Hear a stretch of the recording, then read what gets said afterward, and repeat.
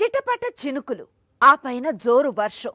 ఎక్కడైనా ఇది ఎంతో ఆహ్లాదకరమైన దృశ్యం. కానీ తుఫాను వేళ మాత్రం కాదు. ఎందుకంటే ఆ జోరు వర్షమే కుంభవృష్టిలా మారిపోతుంది.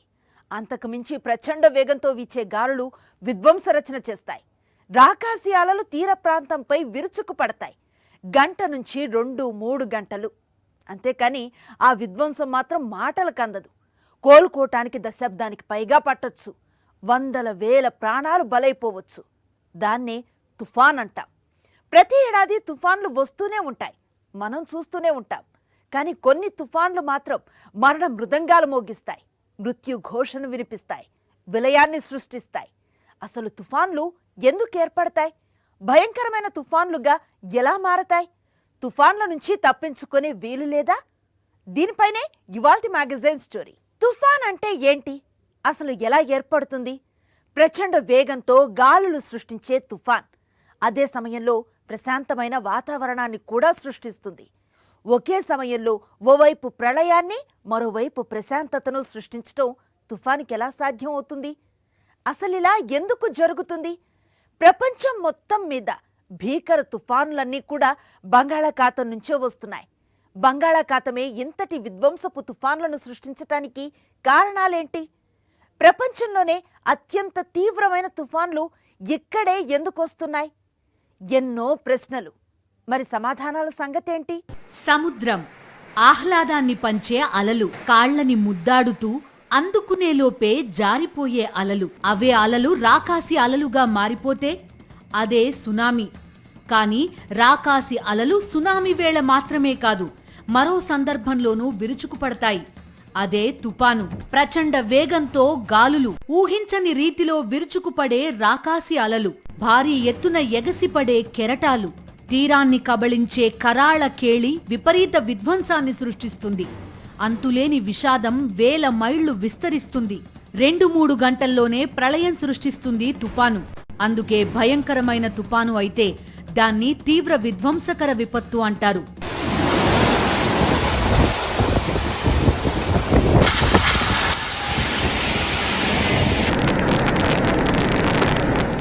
ప్రపంచంలోనే అతిపెద్ద తీర ప్రాంతం బంగాళాఖాతాన్ని ఆనుకుని ఉంది.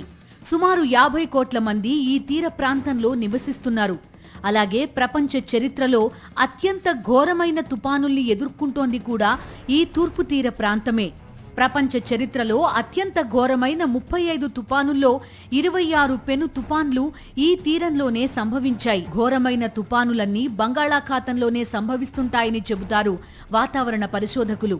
ఇక్కడ లోతు తక్కువగా ఉంటూ ఒకవైపుకు తీర ప్రాంతం వంగినట్టు ఉండి పల్లంగా ఉంటుంది.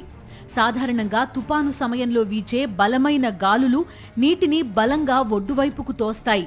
ఫలితంగా అలల వేగం ఒక్కసారిగా పెరిగి నేరుగా తుపాను తీరాన్ని తాకుతుంది. ఈ తరహా భౌగోళిక పరిస్థితులకు బంగాళాఖాతం ఓ స్పష్టమైన ఉదాహరణ. బంగాళాఖాతం ఉపరితలంలో ఉష్ణోగ్రతలు ఎప్పుడూ అధికంగా ఉండడం కూడా ఈ పరిస్థితికి మరో కారణం. ఫలితంగా తీవ్ర తుపానులు సంభవిస్తుంటాయి. ప్రపంచవ్యాప్తంగా ఏటా 80 తుపాన్ల దాకా వస్తూ ఉంటాయి. వీటిలో 20-30 తుపాన్లు తీవ్రంగా ఉంటాయి. మిగతావి ఓ మాదిరి తుపానులే. ఉత్తర హిందూ మహాసముద్రంలో అయితే ఏడాదికి 5 తుపాన్లు వస్తాయి. వీటిలో 4 తుపాన్లు బంగాళాఖాతం నుంచే తీరాన్ని దాటుతాయి. ఈ 4ంటిలోనూ 2 తీవ్ర తుపానులే. అంటే మన తూర్పు తీరమే అత్యంత ప్రమాదకరమైన తుపానులకు ఆలవాలమవుతోందన్నమాట. సాధారణంగా నైరుతి రుతుపవనాలు వచ్చే మే, జూన్ మాసాల మధ్య, ఈశాన్య రుతుపవనాలు వచ్చే అక్టోబర్, నవంబర్ నెలల మధ్య కాలాలు తుపానులు రెచ్చిపోవడానికి అనుకూలమైన సమయాలు. జులై, సెప్టెంబర్ నెలల మధ్య వచ్చే తుపాన్లు తీవ్రస్థాయిలో ఉండవు. సముద్రంలో అల్పపీడనం ఏర్పడిన నాటి నుంచి అది తుపాను, తీవ్ర తుపానుగా తీరం దాటే వరకు ఎన్నో దశలు. కొన్ని అల్పపీడనం దశలో, మరికొన్ని వాయుగుండాలకే పరిమితమవుతాయి. కొన్ని బలపడి తుపాను, తీవ్ర తుపాన్లుగా తీరం దాటి నేలపైకి వస్తాయి. తుపాను గమనంలో కీలకం కేంద్రస్థానమే. తుపాను తీవ్రతకు అనుగుణంగా దీని విస్తృతి పెరుగుతుంది. శక్తివంతమైన తుపాను కేంద్రంలో ఉండే ప్రాంతాన్ని ఐ అంటారు. ఇంకా అర్థమయ్యేలా చెప్పాలంటే తుపాను కన్ను అంటారు. విచిత్రమైన అంశం ఏంటంటే ఇక్కడ అంటే తుపాను ఐ ప్రాంతంలో వాతావరణం చాలా ప్రశాంతంగా ఉంటుంది. గాలి నెమ్మదిగా వీస్తుంది. అసలు ఆ మాటకొస్తే గాలి వీయడం అన్నది కూడా ఉండదు. అంతా మామూలుగానే ఉంటుంది. అలానే వర్షం కూడా ఉండదు. అదే సమయంలో ఆ తుపాను తన ఐ ప్రాంతాన్ని మినహాయించి మిగిలిన ప్రాంతంలో ప్రళయం సృష్టిస్తూ ఉంటుంది. ఇలా విలయం సృష్టించే ప్రాంతాన్ని తుపాను ఐ వాల్స్ గా చెప్తారు. అంటే తుపాను ఐ ప్రాంతంలో చాలా ప్రశాంతంగా ఉంటే తుపాను ఐ వాల్స్ ప్రాంతంలో మాత్రం దాని ప్రభావం స్పష్టంగా ఉంటుంది.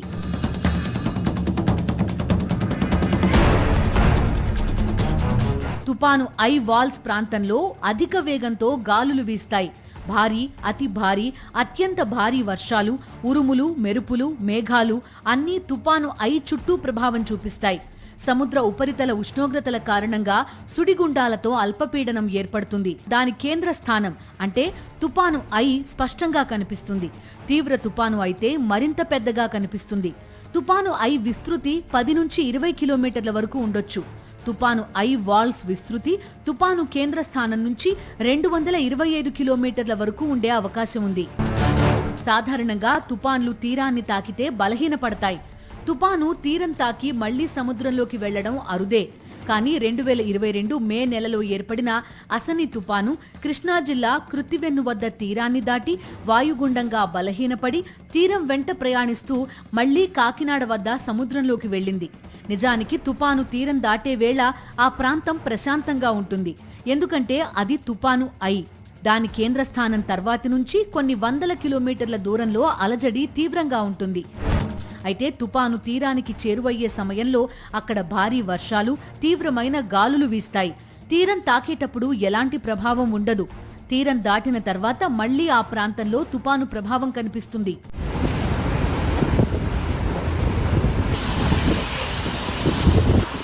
తుపాను ఐ లోపల మేఘాల సాంద్రత ఎలా ఉంటుంది, వాటి కదలికలు ఎలా ఉంటాయన్న దానిపై రీసెర్చ్ చేసింది అమెరికా ఎయిర్ ఫోర్స్. ఈ శతాబ్దంలోనే అతి తీవ్రమైన తుపాను మెలిసా సెంట్రల్ అమెరికాలోని జమైకా మీద విరుచుకుపడే వేళ అమెరికా ఎయిర్ ఫోర్స్ ఈ సాహసం చేసింది.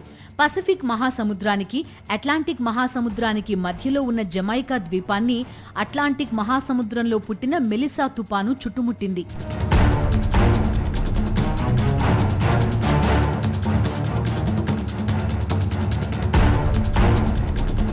సూర్యోదయం కాగానే ఆగ్నేయ దిశగా తుపాను ఐ లోపలికి ప్రవేశించింది అమెరికా ఎయిర్ ఫోర్స్ విమానం. దట్టమైన చిక్కని గ్రే కలర్ మేఘాలు, వాటి వెనుక ఉన్న మందంగా పరుచుకున్న కాంతి దృశ్యాలను ఎయిర్ ఫోర్స్ హరికేన్ హంటర్స్ చిత్రించారు. తుపాను ఐ చుట్టూ విశాలమైన సర్కిల్ ఉంది. ఈ అద్భుతమైన అనుభవాన్ని ఎయిర్ ఫోర్స్ హరికేన్ హంటర్స్ బృందం ఎక్స్లో పోస్ట్ చేసింది. అమెరికా ఎయిర్ ఫోర్స్ విడుదల చేసిన దృశ్యాల్లో తుపాను ఐ భాగం ఒక క్రీడా మైదానం మాదిరిగా ఉంది. దాని చుట్టూ ఎత్తైన మందమైన గోడ ఒక అద్భుతమైన దృశ్యాన్ని ఆవిష్కరించింది.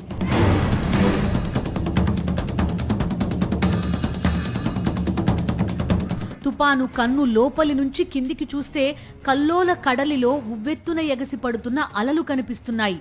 ఆ అలలు తీరం వైపు మాత్రమే కాకుండా నలు దిశలా కదులుతున్నాయి. మెలిసా హరికేన్ 174 ఏళ్ల తర్వాత జమైకాను ఢీకొడుతున్న అతి భయంకరమైన తుపానుగా నేషనల్ హరికేన్ సెంటర్ నిర్ధారించింది. ఆ చల్లని సముద్ర గర్భం దాచిన బడబానలమెంతో అంటారు దాశరథి కృష్ణమాచార్య. నిజమే, సముద్ర గర్భంలో బడబానలాన్ని మనం ప్రత్యక్షంగా చూడలేం. ఆ అగ్నిపర్వతాల తీవ్రత ఎంత ఉంటుందో మనకు తెలీదు. భయంకరమైన అగ్నిపర్వతాలను తన గర్భంలో దాచుకున్న సముద్రం ఇంకెంత భయంకరంగా ఉంటుంది? ఈ ప్రశ్నకి సమాధానాలే సునామీలు, తుఫాన్లు. భయంకరమైన తుఫాను సృష్టించే నష్టాన్ని అంచనా కూడా వేయలేం. నగరాలకు నగరాలను నాశనం చేసేస్తుంది. 2-3 రాష్ట్రాల మీద ప్రభావాన్ని చూపుతుంది. అపారమైన ఆస్తి నష్టాన్ని కలిగిస్తుంది. వేల ప్రాణాలను తీసేస్తుంది. క్లుప్తంగా చెప్పాలంటే సూపర్ సైక్లోన్ అంటే సముద్రుడు చేసే ధ్వంసరచన, హింసరచన. ప్రతి ఏడాది తుపానుల బారిన పడే రాష్ట్రాల్లో ఆంధ్రప్రదేశ్ మొదటి స్థానంలో ఉంటుంది. ఈ రాష్ట్రం తూర్పు తీరాన ఉండడం, బంగాళాఖాతం పక్కనే ఉండడం వల్ల సహజంగానే తుపానుల బారిన పడుతూ ఉంటుంది. కొన్ని తుపాన్లు మాత్రం మరణ మృదంగాలు మోగించాయి. భారీగా ప్రాణ, ఆస్తి నష్టాలు కూడా కలిగించాయి. ఆంధ్రప్రదేశ్ చరిత్రలో బంగాళాఖాతంలో ఏర్పడిన అల్పపీడనాల కారణంగా భారీ తుపాన్లు ఏర్పడ్డాయి. ఆ తుపాన్లు సృష్టించిన ప్రళయాన్ని మర్చిపోవడం సాధ్యమయ్యే విషయం కాదు. 1977 నవంబర్ 19 దివిసీన ఉప్పెన ఆ కాళ్ల రాత్రి దివిసీమ చిగురుటాకులా వణికిపోయింది. జలరక్కసి జడల్లా ఆకాశమంత ఎత్తుకు ఎగసిన సాగర కెరటాలు ఉప్పెనై ఎగసిపడిన భయంకర రాత్రి. ఆ రాత్రే చెట్టుకొకరుగా పుట్టకొకరుగా చెల్లాచెదురైపోయిన నిర్భాగ్య కుటుంబాల్లో కన్నీటి ఉప్పెన ఎగసిపడింది. ఆ రాత్రే 10,000 మందికి పైగా ప్రజలు జల సమాధి అయిపోయారు. అనధికారికంగా ఆ సంఖ్య 30,000 వరకు ఉండొచ్చని చెప్తారు.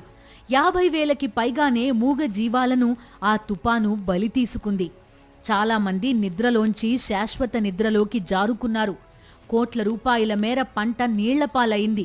వేలాది నిరుపేద గుడిసెలు నిలువునా కూలాయి. రాకాసి అలల రూపంలో విరుచుకుపడితే ఊళ్లకు ఊళ్లే మాయమైపోయాయి. ఆ విషాదాన్ని తలుచుకుంటే ఇప్పటికీ దివిసీమ ఉలిక్కిపడుతుంది. 1996లో నెల్లూరు, ప్రకాశం జిల్లాల మధ్య తీరం దాటిన పెను తుపాను ఆకుపచ్చ కోనసీమపై విరుచుకుపడింది. రాత్రికి రాత్రే పగబట్టిన తుపాను కోనసీమను అల్లకల్లోలం చేసింది.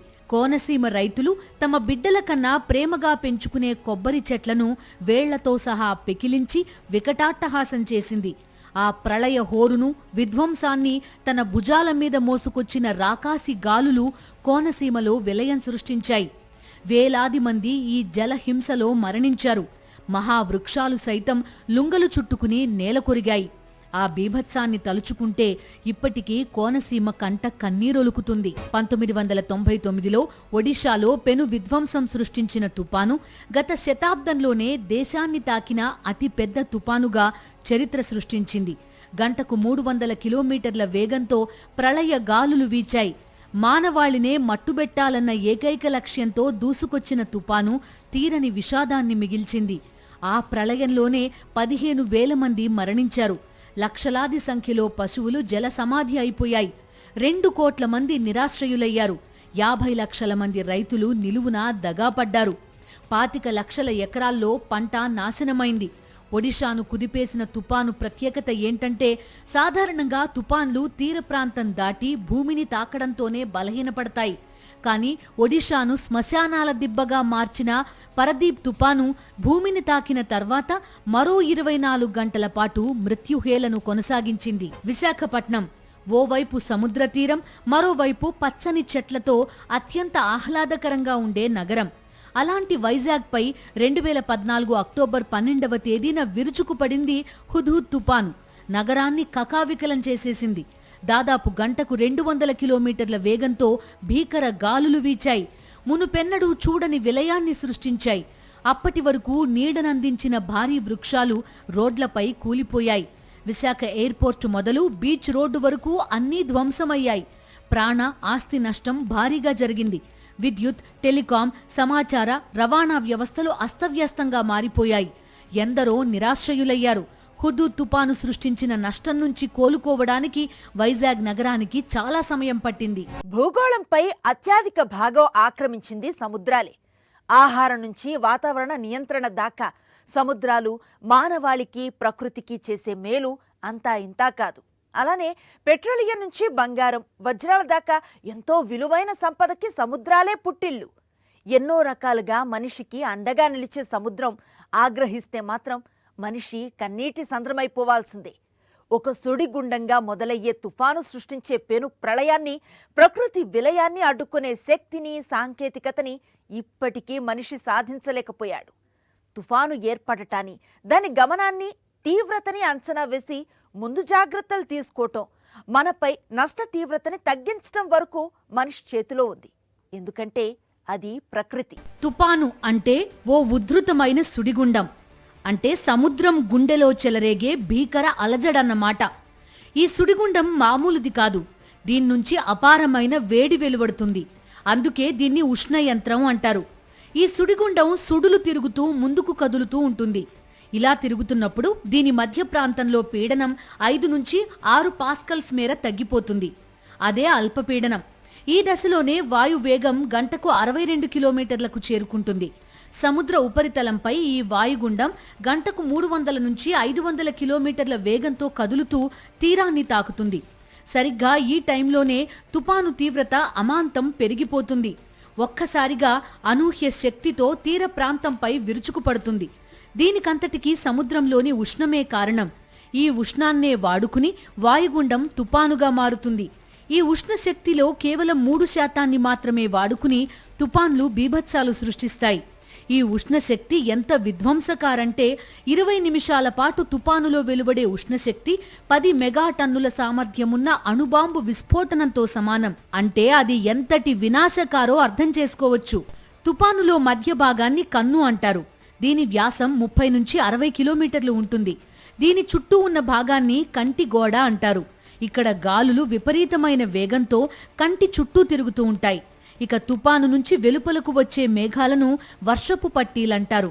సముద్రంలో 50 కిలోమీటర్ల పరిధిలో నీళ్లు వేడెక్కినప్పుడు ఉపరితలంపై 5 కిలోమీటర్ల ఎత్తులో తేమతో కూడిన పొరలు ఏర్పడతాయి. ఈ టైంలోనే తూర్పు గాలులు విజృంభించడం, ఉపరితల వాతావరణంలో అల్లకల్లోలాలు ఏర్పడడం తుపానులకు పురుడు పోస్తాయి. ఇటువంటి ప్రకృతి సిద్ధ పరిణామాల నడుమ తుపాన్లు పుట్టి తీర ప్రాంతం వైపుకు పరుగులు తీస్తాయి.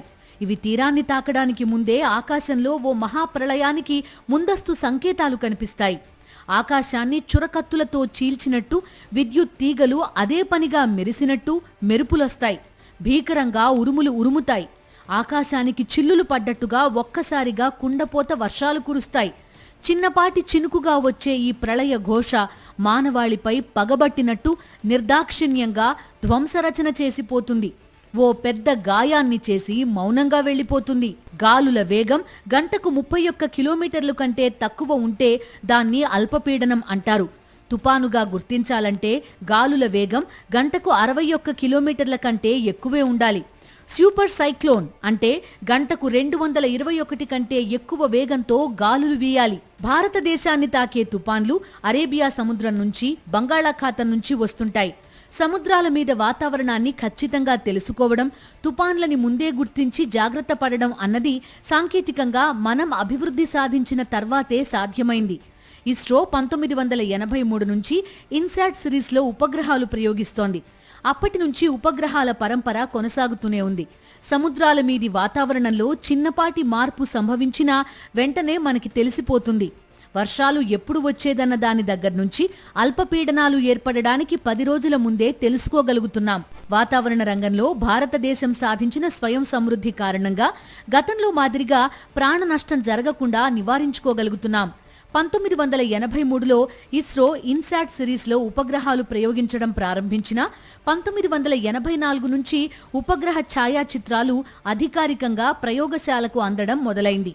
2002లో ఇస్రో పూర్తిగా వాతావరణ పరిశీలన కోసమే మెట్సాట్-1 ఉపగ్రహాన్ని ప్రయోగించింది. 2013 నుంచి సాంకేతికంగా మరింత పురోగతి సాధించి ఇన్సాట్ 3D, 2016లో ఇన్సాట్ 3DR ఉపగ్రహాలు ప్రయోగించింది. ఇన్సాట్ ఉపగ్రహాల ప్రయోగంతో వాతావరణానికి సంబంధించి అత్యంత ఖచ్చితంగా స్పష్టమైన చిత్రాలు అందుతున్నాయి. తుపాను తీవ్రతని అంచనా వేయడంలో, ముందుగా జాగ్రత్త పడడంలో, ప్రాణ నష్టం జరగకుండా చూసుకోవడంలో చాలా పురోగతి సాధించాం. అందుకు సాంకేతికత ఎంతో ఉపయోగపడింది. అయితే ఇప్పటికీ తుపానుని బలహీనపరిచే శక్తి కానీ, నిలువరించే శక్తి కానీ మానవాళి దగ్గర లేదు. ప్రకృతి ప్రకోపించిన వేళ చిగురుటాకులా వణికిపోక తప్పడం లేదు. ఇది వాల్టి మ్యాగజైన్ స్టోరీ. మరో ఇంట్రెస్టింగ్ టాపిక్ తో మళ్ళీ కలుద్దాం.